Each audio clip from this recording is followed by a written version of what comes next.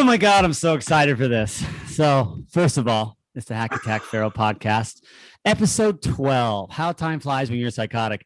And because this is the 12th episode, that makes it a nice, even dozen number. We have a very special guest. You know, our podcast focuses on the best and brightest, especially of the Salt Lake region. And there's no one bester and there's no one brighter than Lenny. Lenny. Oh, Lenny. Now, I have a confession to make, my brother. This is embarrassing, but I've been so embarrassed my whole life that I'm used to that space.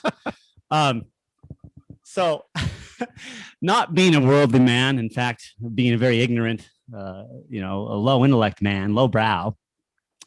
When I first saw your name before meeting you, I thought you'd be Japanese. I was expecting a Japanese person. You are not Japanese. You are a beautiful, bearded Caucasian man. Tell us how to pronounce your last name. Uitto. That's it? Uitto? Because it's spelled like Uwanito or something. I was like, Uwanito. It looks like Japanese or Italian or something, but it's not at all. So spell it. Spell it for the listeners. Uitto.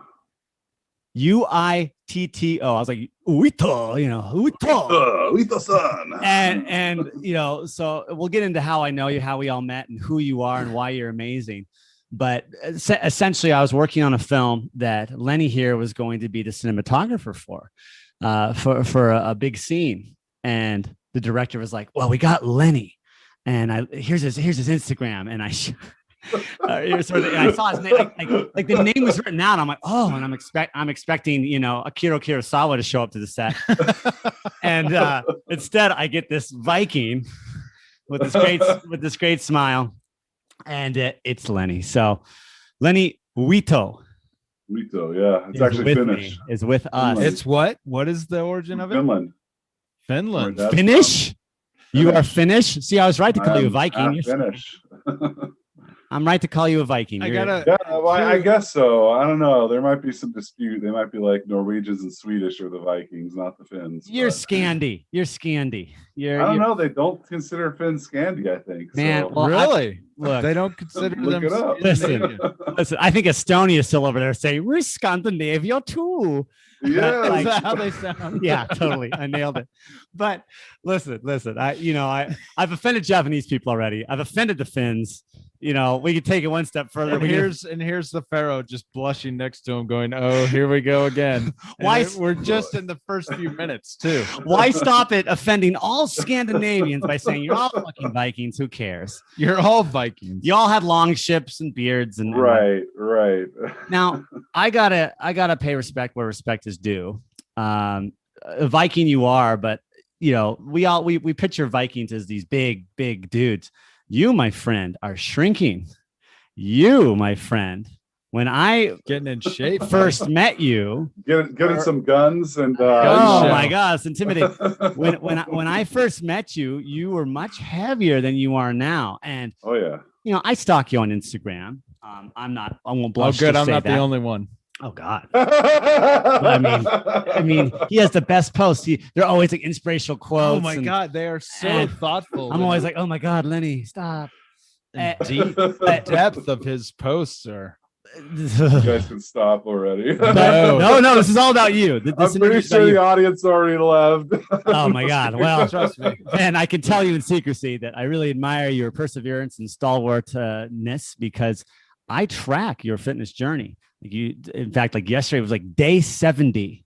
Yeah. I looked at your Instagram story and it was of him in the gym and it said day 70 on the screen. Bro, you are like shrinking. You've like lost a person, it seems. How much weight have you lost? These are the shirts I used to wear and I used to fit like in them nicely. And now I'm just like, they're baggy. They're like flags on me.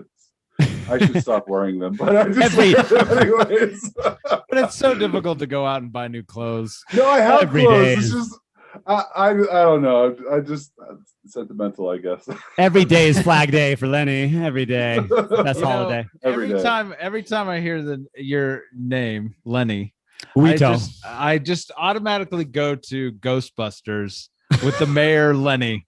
And Bill Murray going Lenny, and his face is like, you're using my first name like that, because I feel like we should be, Mr. Uitto. Mr. Uitto. Wow. Very formal with Call him. Me Lenny. Lenny's better. Mr. It Uitto. It is. He spells it cool too. N-N-I. Lenny. Yes. Lenny. I just think Bill Murray going Lenny. Okay. Well, we can do that. Baby. Let's go with it for the rest of the show. Lenny. So again, tell me about this fitness journey real quick. I mean, that's not the only thing we're going to talk about today, but what was your starting weight and where are you at now? Because it's very impressive. I started at 294 and I'm at I was like down 261. It kind of fluctuates, so like 263 or something the day before. So you're over 30 pounds down. Yeah. But wow, man. I've gained a lot of muscle too. So like, people look at the pounds, out. It's like there's not just pounds that were lost there. There was a lot of fat and then muscle replaced it. So it's noticeable, man. When I saw that post yesterday on Instagram, I was like, wow. I'm practically 6'5". It's like 6'4" and three quarters. All right. Man, I'm proud of you. You're putting into work. So how many days a week are you training? It's 5 right now. Nice. So last time I did 1 extra, but that was because I took like a week off. Well, 4 days off, and so I did. Good for you. Building muscle, changing the way you eat, staying, keeping on the perseverance track. That's the thing. Like it comes down to not just going to the gym consistently. It's also like what you eat. So like I'll do leaning phases, which I'm in a leaning phase right now, where I try and eat like 1,500 to 2,000 calories for the whole week, and I'll probably do that for 3 weeks. And I just have to make sure that I get enough protein from it. That's right. I'm not just losing muscle while I'm leaning down. And then I'll kick back into like 3,000 calories to kind of say, hey, my body, look, we're good. Nice. It shows, man. I gotta say, you inspired me, and I cut down on my smoking. Whoa. And I'm down to like 2 cigarettes a day. Dude, and man, that's tough, dude. You can see the difference in those lungs, man. Right. They're a crisp brown now. Oh my god, to charcoal black. It was like black tar heroin before, and now it's like a tobacco-ish brown. But I recently had to do a physical fitness test for the sheriff's department because I'm applying on a lark. And lark. It's just not for like fun. a narc. Yes, like an arc. Oh. But I feel like you would have just blown this fitness test out of the water, because it really was just a test of, can you move without having a heart attack?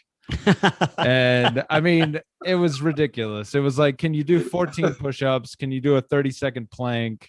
And then a 1.5 mile run in under 60. I would have, dude, I do like a 2-minute plank on the front for my first thing when I work out, and I do side planks for a minute, another side plank for a minute, and then look at this guy. I just do like 3 minutes.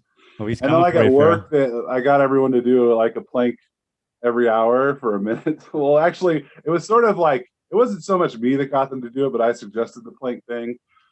Yeah, that was fun. He's coming for you, Pharaoh. He's coming for you. I'm ready. Man, I don't know. He works out 5 days a week. Ready. He works out 5 days a week. I'm so not ready. I think he's ready. I think you listening to this guy? So not ready. All right. So the reason we have Lenny here is not to discuss the etymology of his last name or his fitness journey. Well, although I love all that.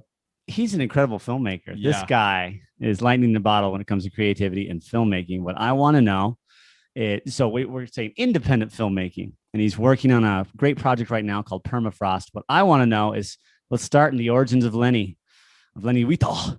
And I want to know how you got into filmmaking, if you have any formal schooling in filmmaking, and what this journey for you has been, because you produce some great stuff. You are always surrounded by a lot of great artists. Recently nominated. Room members recently nominated. Cinematography. Nominated, yeah. For what? I got that. The Oscar? The Oscar? No, just for Utah. I shouldn't say just. For Utah Film Awards, they had a nomination for cinematography. My God!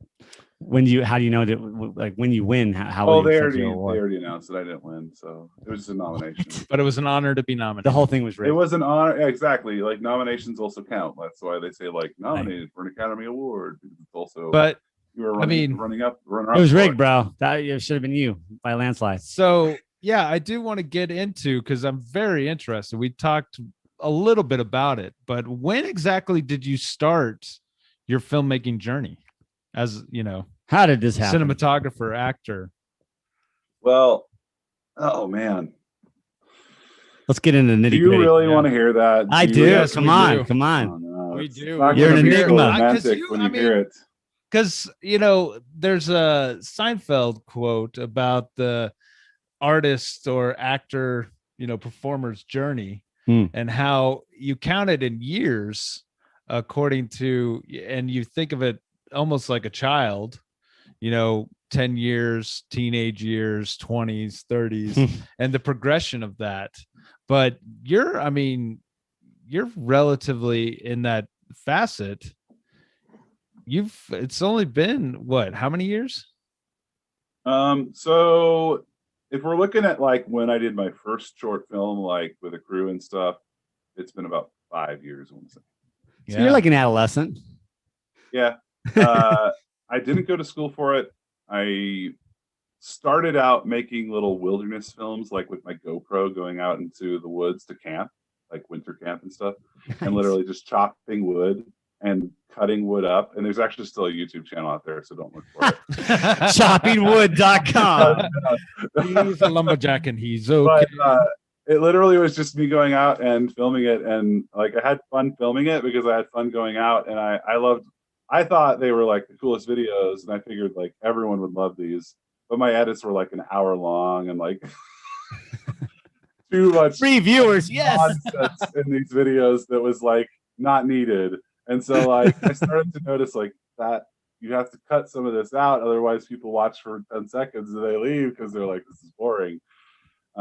So yeah, I would say closer to 10 years playing with cameras, but like 5 years like actually focused in on filmmaking, where you're like coming up with a story, a narrative, and like, building that. So Well, shit, I want to go chop wood with you. Do a little Rocky Balboa kind of. That's what do you got? What's he getting? He's reaching back and he's getting something. Rocky Four He- chopping wood. What's he have? He has hatchets. Oh, He has there we broad go. axes and broad hatchets out the wazoo. Oh my God. I chop wood. I got Grants vs. Brooks. He is ready to see, you are a Viking. He's ready to chop wood at any moment. Look at this. I love it. Okay. So I love that actually. This love happened in isolation and happened in nature. There you are. So you're just by yourself, like literally filming wood, like you're splitting it, you're sawing it, you're burning it. Just enjoying wilderness and filming it, and filming way too much of it. What was the name of your channel? Come on. I want to see this. Oh no, it's Live the Adventure is the name of it. That's not what it was originally. You're gonna blow up as a result of this, bro. No, You're gonna get more wood chopping views than you ever imagined in your wildest dreams. It's just more entertaining to go and see what Lenny did back in the day. What the journey has been. Journey of Lenny. So what, eventually you're like, there has to be more than all this wood chopping. What was that moment? What was that moment where you decided, like, I actually want to make a concerted effort at filming? I realized that there was this creative itch I had, and I guess I should also talk about the fact that I'm a software engineer. Yes. So what is your formal education?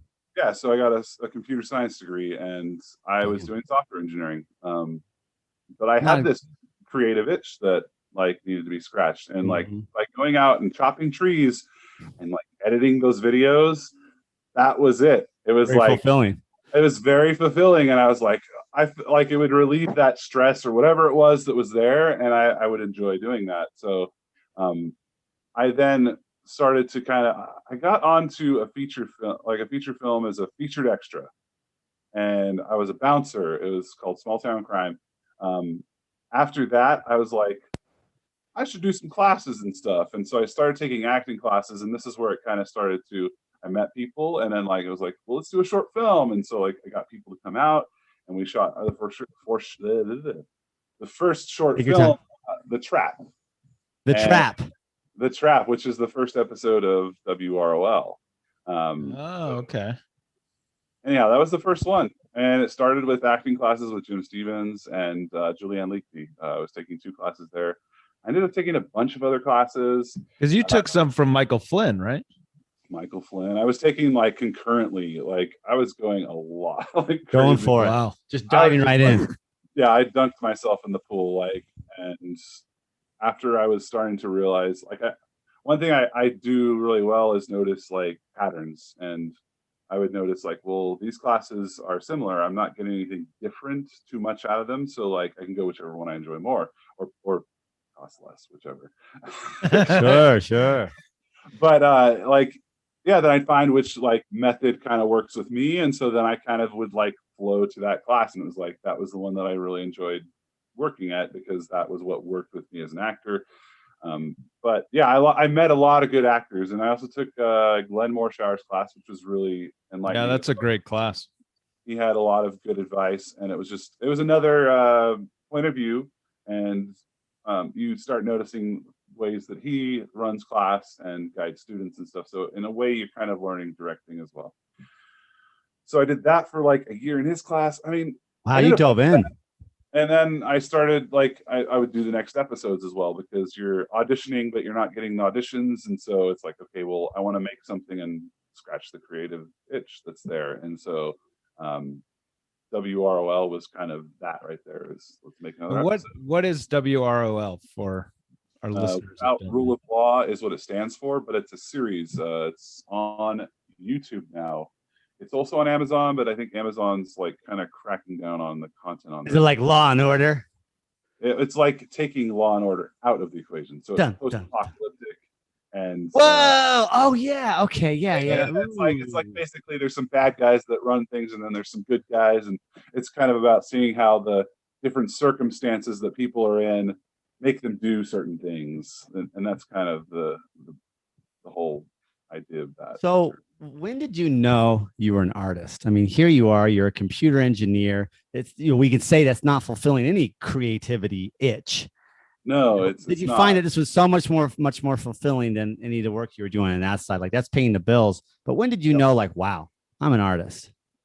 When you realize you have talent, I guess, and that's something that every person I think has to discover in themselves. When did you realize you have talent? Oh, don't be shy. I want to hear this. I don't. It's hard to say exactly when it was. I mean, I realized that creative itch is there, and I need to scratch it.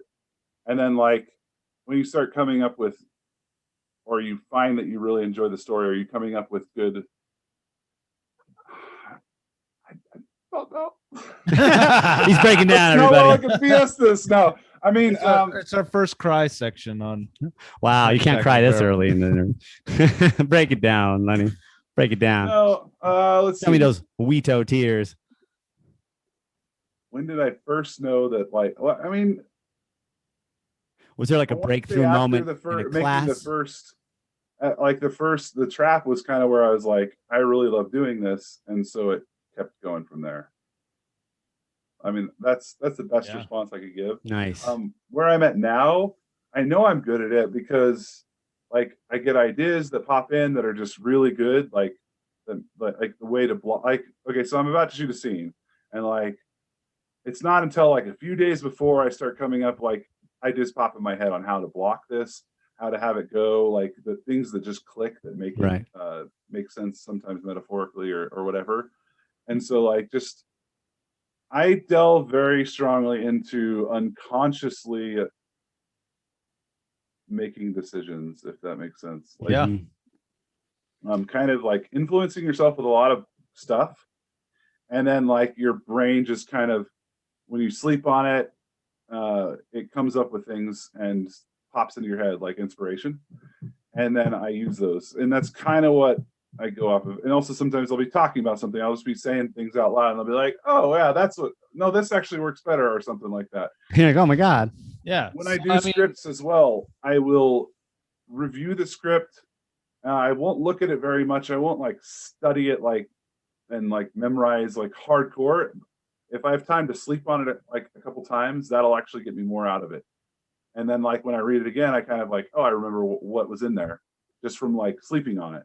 And it's just like, it's a weird way of doing it. And I don't know if it's the best way for everyone, but for me, it works. Yeah, you're a weirdo, but a little you're what you're one talented motherfucker is what you are. You're talented.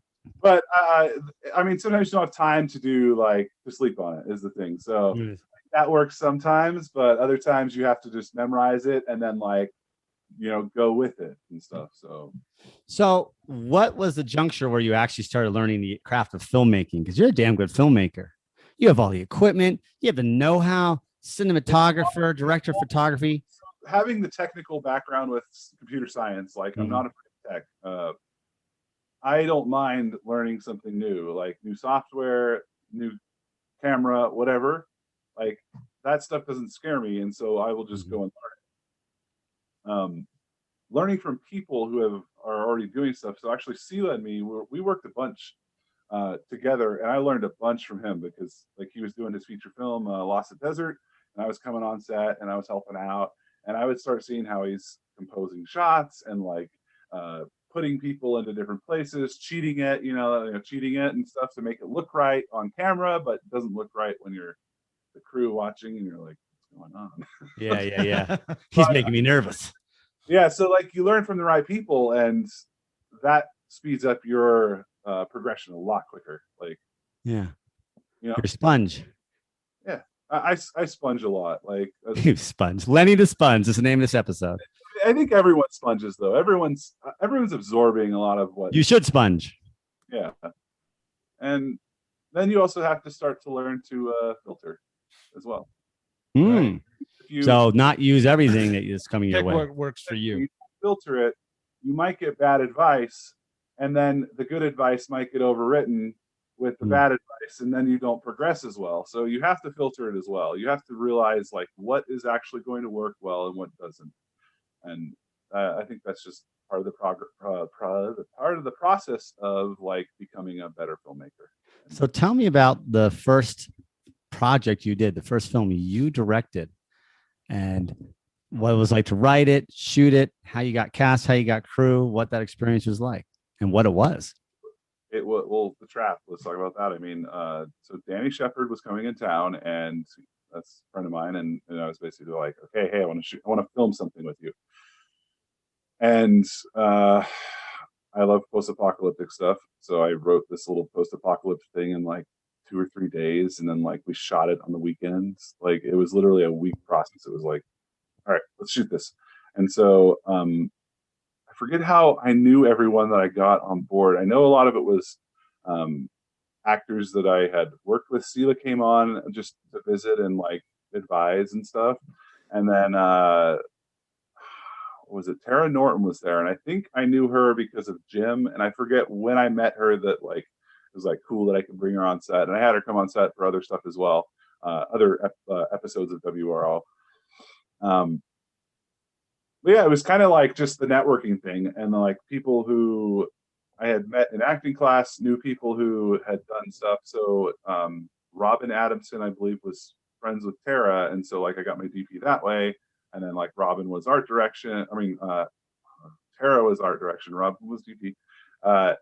And it was kind of just like this process of just networking and getting, and I got some good people there just because I knew some good people. I didn't know at the time, but like now when I look back, it's like kind of like it was a blessing, the people who were on set were actually really good at what they did, and it was something really cool.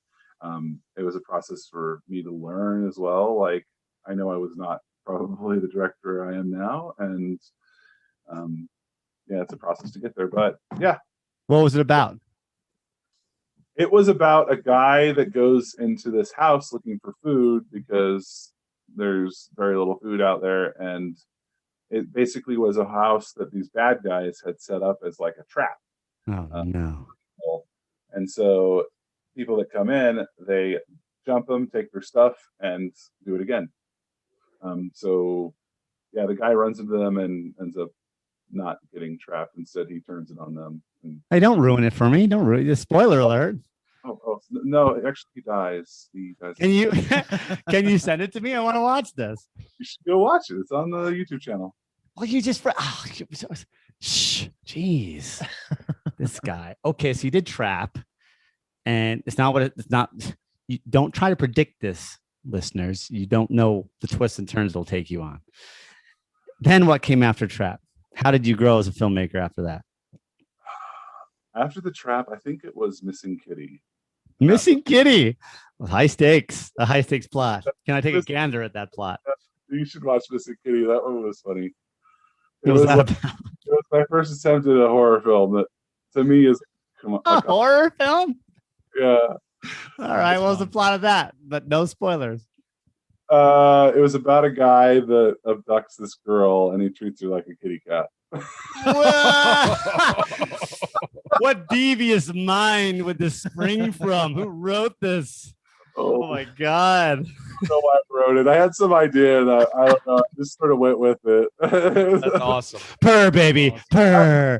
It's somewhat inspired by just like Inspired by a real event that like I said, conscious thinking. It's kind of like ideas pocket. It's like, oh, what about that idea? that sounds creepy as fuck. Wow. She wears a little kitty cat collar that says kitty on it. And he tries to give her a kitty litter to go to the bathroom in. And God damn. How long are these? How long is the trap? 20 minutes. That was 20 minutes. The trap's like 6 or 7 minutes. And so 20 minutes, that's actually longer than people think. That's actually I mean, 20 minutes takes like a long time to film. The one DPing on that one. So wow. I have to see it. So all these are available on your channel? Yeah, they're there. Oh, I have to watch this. You had me at kitty cat. All right. So now what did you do with these films? Were they submitted to film festivals, competitions? Yes. I submitted to a good amount of festivals until I realized that like don't submit to every single festival unless it's good for your film. Oh. How do you know that? How do you differentiate? Well, if it's a post-apocalyptic festival, it's more likely it'll get in. Go to the Apocalypse Film Festival and submit there. So Utah festivals are usually good to their own people. Most states are good to their own people. So like Utah Film Festival, Ogden, Film Quest, like The Loner, which is what came after Missing Kitty, that one went to those festivals as well. It won some stuff. Like Missing Kitty, the young actress won like what was it? Best actress under 18. Best newcomer director, Lenni Uitto. Huh? Maybe. Yeah, maybe. Maybe. All right. So third in the lineup, you said The Loner. What was The Loner about? The Loner was it was another. Basically, they were backstories on the good guys in the story. So the trap was about this one guy. I called him Guy, and then the other one was The Loner, which was this girl, which we don't really show that it's a girl, but you kind of can tell until a very moment where she decides to help some innocent bystander and beat up a bunch of people. And, damn. Yeah, so it's kind of an introduction to each character. Oh, cool. They each get their due. That's so it's sort of like a continuation of the world that you set up. Same world, just different character. The bad guys sometimes persist, but the good guy was a new one. And so as we go along and we tell more of these, we have to start bringing them all together into this more complete story. So that's what we're kind of working on. I like that. It's more of like a series almost in a way, like a series of shorts. Yeah. So The Loner is where it got 250,000 views, and I was like, okay, wow, we have an audience for this. And then after that, we did Town Business, which didn't do as well, but it was also just a bunch of bad guys at a table talking about all the stuff that's going on and about like, bad shit. Yeah, about their meeting, you know. So they had their meeting, and then after Town Business, that was your fourth film, Town Business. Yeah, and then after that, what did I do next? I think it was Bug Out. I'm losing track of. Come on, know your own filmography, man. So Bug Out, I would say Bug Out was a big step up. Again, working with great people. I'm not going to take credit for all these films. Like a lot of this is the people I worked with that made these great, as well as helped me to progress as a filmmaker. Bug Out was, I would say, big step up production wise, and a lot of good examples of people who helped on that. So what was that? What was that? Was this a continuation of the world that you've been building? Continuation of the world. This time, though, we went back to some of the bad guys' origin stories. So can I take a guess at the plot based on the title? Yeah, go for it. Yeah. I'm building this on the knowledge of Missing Kitty. Okay. So bear with me. Bug Out is an exterminator, goes to a house. There with the mission of exterminating the termite infestation, only to find out that the termites naturally are human-sized and they're there to exterminate him. Am I close? Am I warm? I think you actually got it. I don't know. Trying to go off the Lenni field here. So bug out is a term that a lot of the preppers use. It's like when things are like when there's SHTF, which is shit hits the fan. When the shit hits the fan, you bug out. Oh, There's all these terms we have, and that's kind of key to reaching out to that audience. And so, yeah, maybe that's a good name for one of the episodes. SHTF. there you go. Bam, she just got an idea. We saw it happen. I saw the light in his eyes. For it. The light in his eyes. Incredibly well. In terms of like YouTube views, it got over 500,000 views, and it's still getting more. How do you market this? That's amazing. I would say there's an audience for it, but it's also knowing how to reach the audience.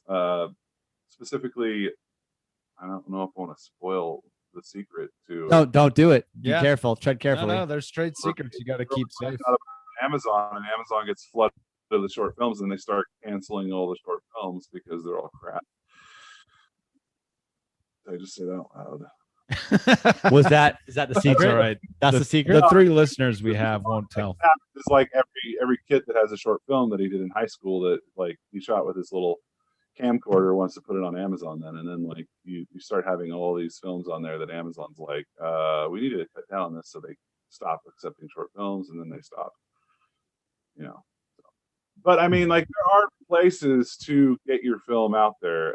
There's forums there, like that's one of the places I went, is I looked for these survivalist type forums, and I said, hey, made this short film, check it out.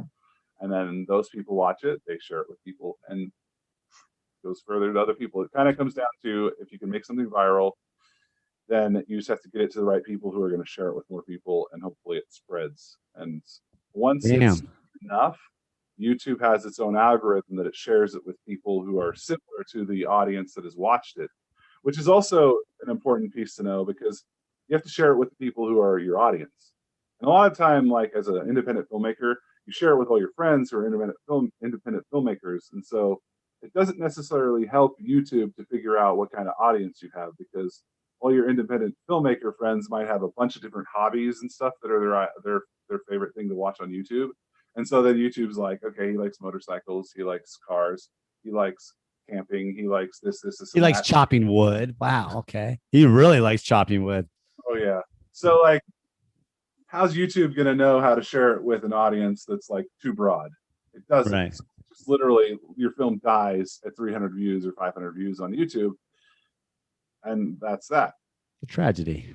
So finding your audience and then getting it to them is the key for YouTube to succeed. And I think Amazon maybe is similar, but I haven't really like conquered Amazon. It's It's the Everest in Lenni's life. I don't know if it's the Everest. I would say it's at some point needs to be conquered. It's the Pfeiffer horn. The Matterhorn? Yeah. Oh man, that's fascinating. So to date, how many films have you made? Because you kept going on, like, and then there was this, and then there was that. Well, we did Rylon, which was another series, and I've got kind of some other episodes planned for that, which I will do at some point. After Rylon, we did Airborne, and then we did Airborne the Ripper. Those were like sci-fi. Then there was Airborne. This time it's personal. Then there was Airborne. Yes, exactly. The Return. Airborne with Nazi Tyrannosaurus Rexes. And my favorite one is Airborne with a Vengeance. Man, that was Airborne with a Vengeance. That got me so good. Next year. Well, it really went back to the original Airborne, which is what I love. It recaptured the original spirit of Airborne 1, which who could forget? Right? Exactly. Sometimes you got to go back to your roots. So I like, if you look at actually, there's a bunch of other short films as well, but these ones aren't. Damn, dude, you're too prolific it's starting to get annoying. What the hell? So on my Zealot Film channel, there's like a lot of post-apocalyptic. It's everything I want to watch, and so that's the stuff I usually make. And so you'll see like post-apocalyptic, sci-fi, medieval, that sort of stuff. So in that vein, who are some of your filmmakers that you look to or that you followed or Influences? have Oh influenced man, you? James Yes. Cameron, Steven Spielberg. He's like awesome. I mean, he did E.T. Oh, J.J. Abrams is cool too. He's got some cool sci-fi stuff. Uh, Yeah, that's not bad. Not a bad list at all. J.J. Abrams did the new Star Treks. oh yeah. Little Mad Max I in mean, there. he had his one with the big huge. What was it called? The one with the dude. I don't remember the name of it. It was like almost like there was this big alien that was smashing the town, and it was like found footage. Oh, is that Super 8? No. Oh, Super 8 was cool, but there was the other one. I bet you're a guy that like District 9. Oh yeah, dude. Come on. Blomkamp. Dude, Blomkamp is one of my favorites. That's Set Ifrika. Yeah, really good. Yeah, he Really had good like stuff. a whole YouTube channel where he was trying to like self-fund and stuff. He made some cool sci-fi. Did he do films. Chappie as well? Did Chappie. He did man. That's cool. All right. I feel your flavor. Dude, you got my flavor there. Then I've feel got your like some thought. more indie stuff as well that I've played with. Just, you know. I feel your thought. I like it. I dig it.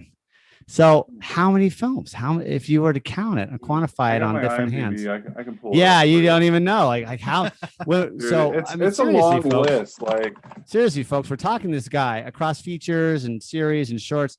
You know, this guy's made a lot, so that's why we're sitting him down to pick his brain. Because man, making a film, I think it was Spike Lee who said like the hardest endeavor a human can do is making a film. It's hard. So every time you go to Netflix, every time you go to the video store, I still go to the video store, just realize that this was like the blood, sweat, and tear of hundreds of people often. It's crazy. It's so much work. It's tremendous achievement. All right, he's still counting it up. Look at him. He's tallying. Dude, there's radio as well. I completely skipped over radio. Oh, how embarrassing. How can you forget radio? That was a horror film. All your fans are just the like, plot of radio. The plot of radio. Let's hear it. All right, it's a radio DJ, right? Oh, who's doing a late night show in Park City. And he gets a creepy call of like a guy who's terrorizing him all night. This is not to be confused with Play Misty for Me. That's what he's about to say. This is a totally original and different plot line. Because it's a man. And at the end of the night, he has to kill the psycho fan. With a record. With a broken final record. He cuts his throat. Spoiler alert. Yeah. There. Right before the world ends. I like your version of it. Radio. Much better. we filmed that over kind of close to where The Intimates was filmed. On that road. We literally just took that road and we were lonely road. It was basically this guy goes and kills people, but when he gets near their car, he's transmitting his radio to everyone else's radio because there's no radio channels out there. He's like a drive-in serial killer. Pretty much, yeah. Very creative. So you could know the bad guy was near because the radio would start to play. I know. What exactly? And the tune it played was Donna. It's the whole John Williams soundtrack collection. Yes, Superman. Exactly. And people are wait, is that the Schindler's List theme? Oh God! Into them. Wow, holy shit. I love it.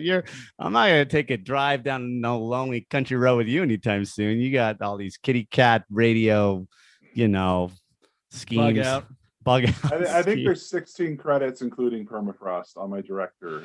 16 films this guy's making, which leads me to your current film, which I believe relies on the presence of winter to complete permafrost. Tell me all about this. Now, I see this on your Instagram all the time, and I got to say, I'm not just a little bit envious because I see you at the end of every day, jolly and happy and successful. And look at me, I'm Lenny, I'm the man, with an enormous cast and crew behind you. You have so much help on set. You pay your people. This is amazing. I'm involved in a good amount of them. Some people are just really nice people. Very nice. Now, I think John over here, he put in a lot of sweat and hard work. Amazing. And was like, no, you don't need to pay me. but we'll It's at all some in point trade. pay it John, back with, I Yeah. plan we'll on pay it taking back. his cinematography workshop whenever he gets that going. Or that, yeah. I Something plan to on that I plan on hacking his IMDb and putting it as my own. That's my plan. Jason Uitto. The U is a W. Get it? Right? So, um, so it's Japanese. Uitto. I know. I don't look Japanese, but I am. Well, I know, so neither no, do but hey, I pull it off. you pull it off. I'm so happy for your success. It looks amazing, you know, and coming from a much humbler set where we are just in the fledgling stages of starting our GoFundMe, and we shot a little mini doc on the making of it, and we're right on the precipice of actually making a concerted effort to raise funds in order to finish the film. But so coming from a more humble set, I look at these pictures, I'm just drooling, like, look at that. He's got like 20 people helping him. This is amazing. But it looks very rugged. Sorry, go ahead. It's rugged. The pictures I'm seeing. We have a lot of people who help out. It fluctuates though, because some people are busy. A lot of the people on set are not full-time filmmakers, so they have day jobs, and so it's a juggling process to get us to get a day done. It's a lot of hard work, and I'm sure you're experiencing that as well. A lot of that falls on your shoulders because the pre-production stuff, there's not a whole lot of people helping. You've got like a producer here and there. Yeah, I guess in some ways it's my own fault because I don't do or get someone to do that. Sometimes I feel like I need to do it, and so I go and do it, but then it's just more stress on myself. And like I give a pretty good hey, we're having a great time on set and show some really cool pictures, but like the real truth behind it is it's not easy. It's hard work. Yeah, it's a lot of hard work. And anyone who's wanting to do a feature film, like, trust me, buckle up. You have to really love it because it's some of the worst days that you'll have. And it's also some of the best days you'll have. It's just super tough, but at the same time, you love it because you love it. And so like, if you're going to do it, make sure you do it for the right reason, because nice. It's a bear. It's a bear. The toughness but it's is worth the satisfaction. If you're doing it for the right reason, it's worth it, and that's why you're doing it. But like anyone coming into it thinking like, I'm gonna be famous, I'm gonna be rich, and that's why I'm doing this, like, you're not gonna finish the film. We'll all be on the beach making 20%. 20%.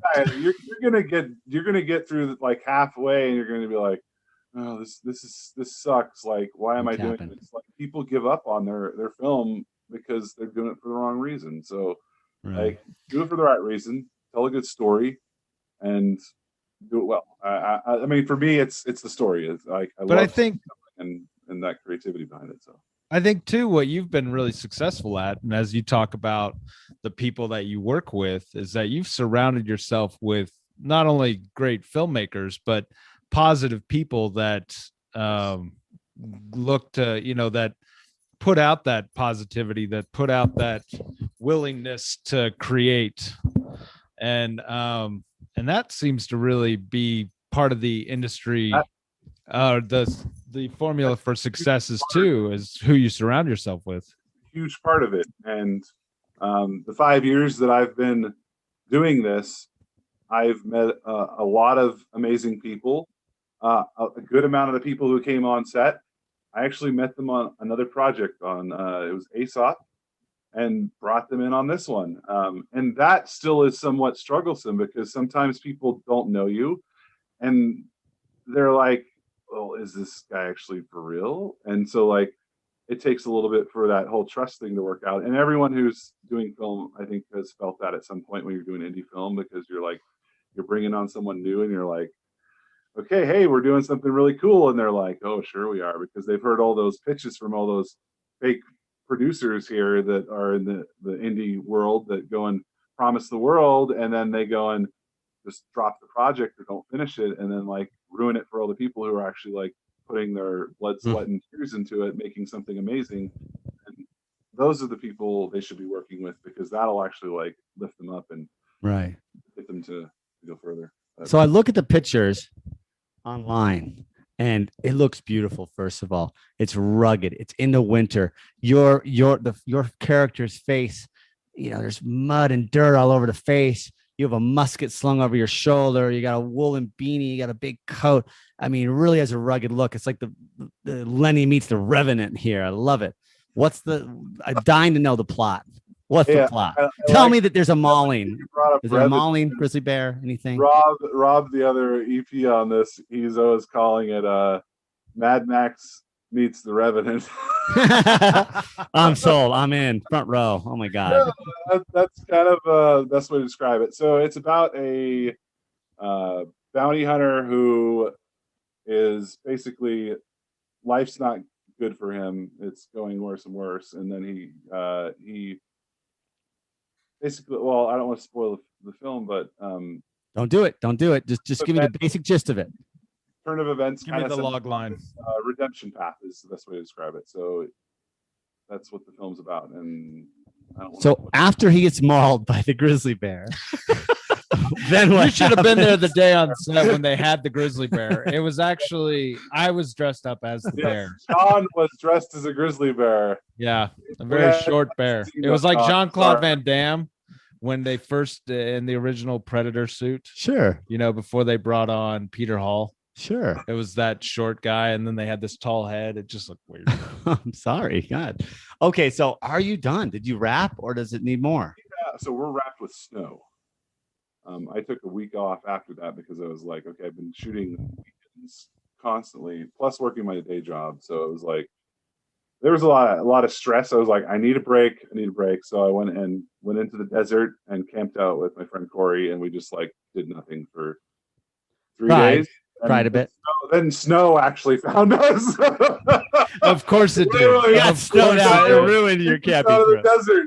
This big cloud formation just like coming towards us. We're like, okay, that looks like snow. Get out of here.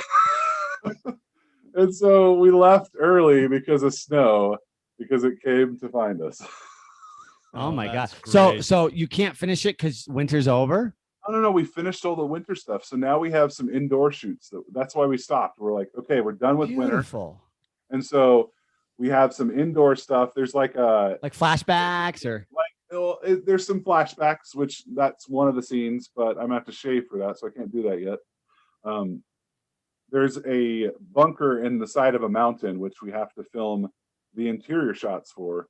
And that's where we're going to have about 4 to 5 days of shooting left. Well, it's more like 4 days. The 15th. Okay. Wow.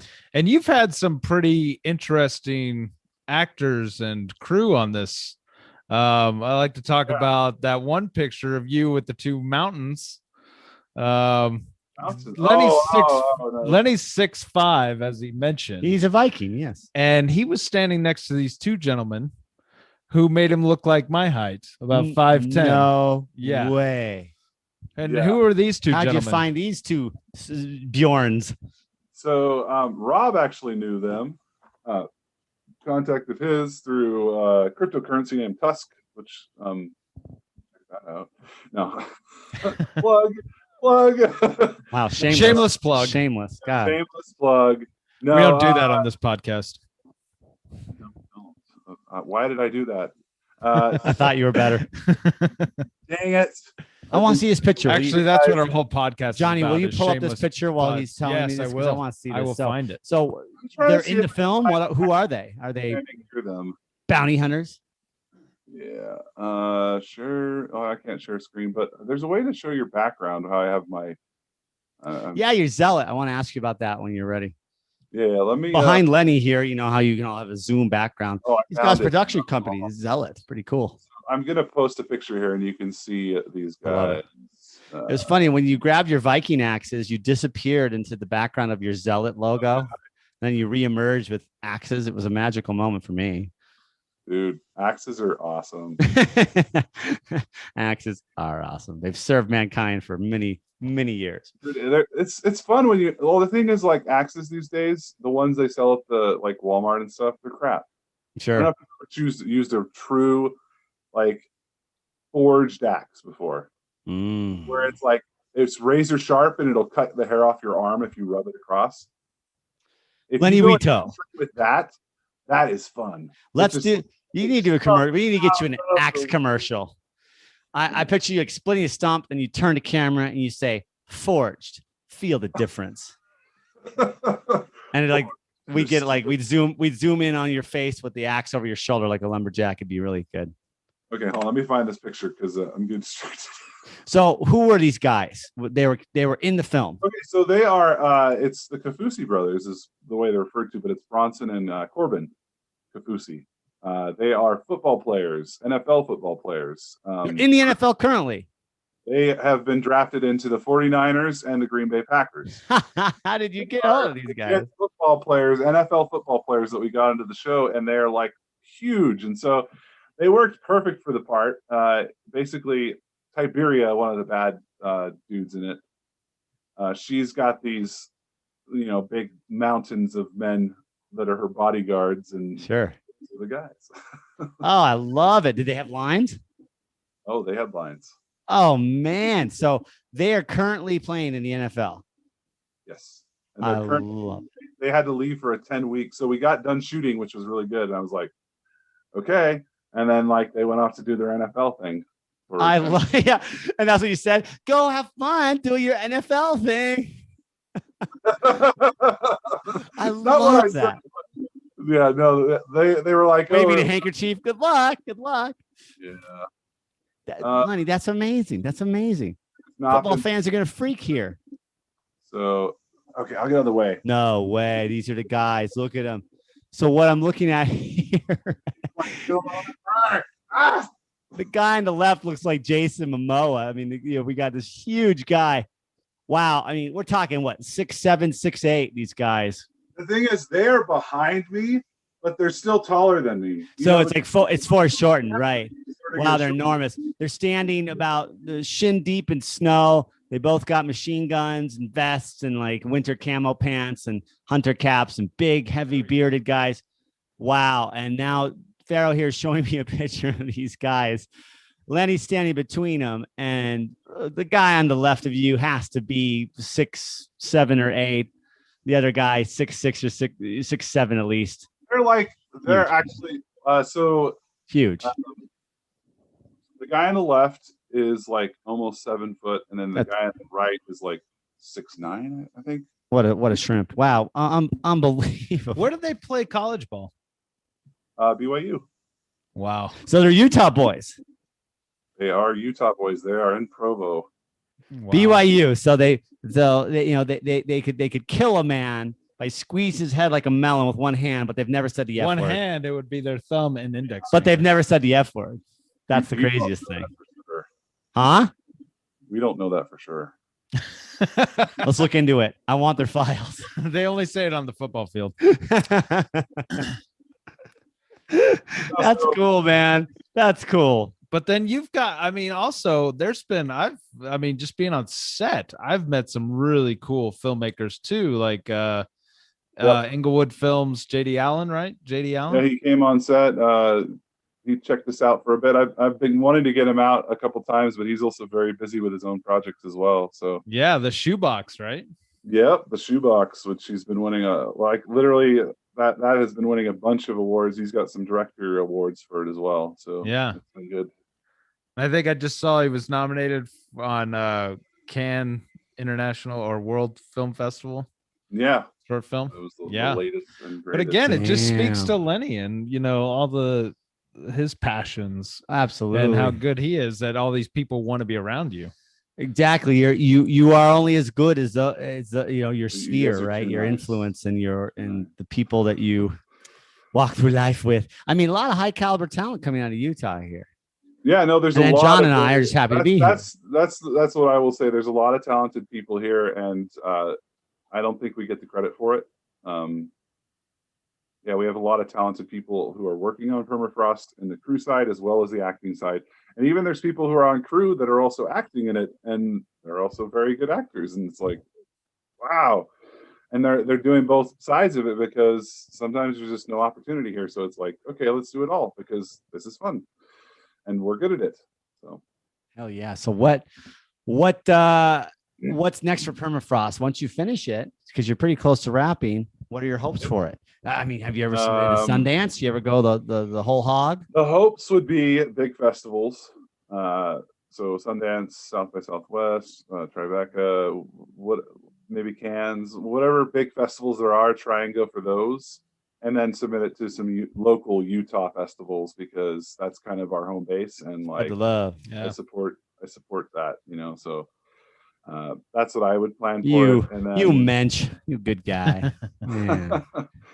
And then after that, it's still a learning process for me. So figuring out distribution stuff, because I know there's a lot of like distributions where it's like not really a good deal for the filmmakers, but your film gets seen. And I personally would like to see the film be a success, but also help to catapult the filmmakers and the actors so that we can make another one with it, not just get shafted and get stuck doing the same thing again and someone else makes the dime. So hell no. So tell me what I want to know. I love your production company, Zealot. It's behind you in your Zoom background here. How did you arrive at Zealot, which of course is like a biblical rebel, right? A zealot. Well, I like the Zealot thing, Zealot, and I was like, I like to come up with words that are a little different, like your last name, for example, which I assume you made up. And then film, and so Zealot of Film, I guess, is the best way to think of that name. Ooh. I dig. It's cool. So I want to know. Just sort of came up with the logo, and I've been sticking with it. It works, I dig it. Well, so I want to know, what is your advice to would-be filmmakers or current filmmakers? What's the Lenni advice?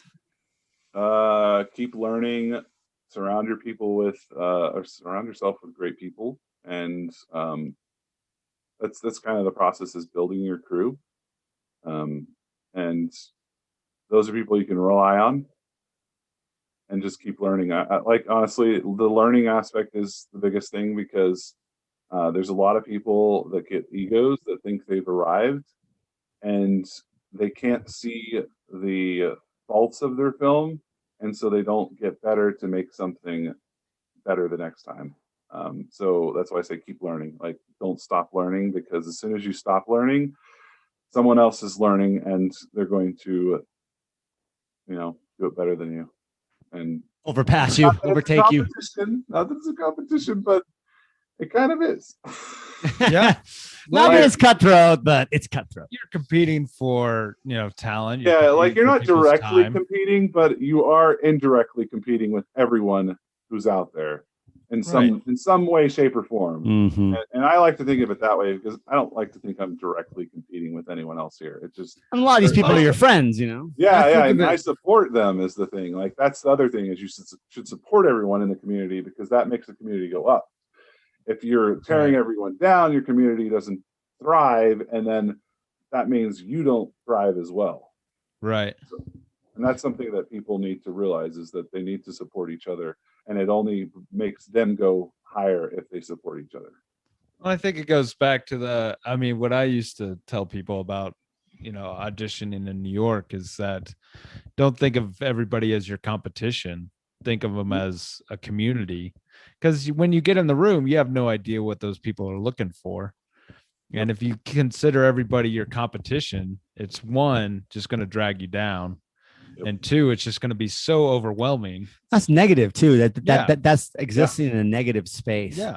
There's a saying I love, which is, be a faucet, not a drain.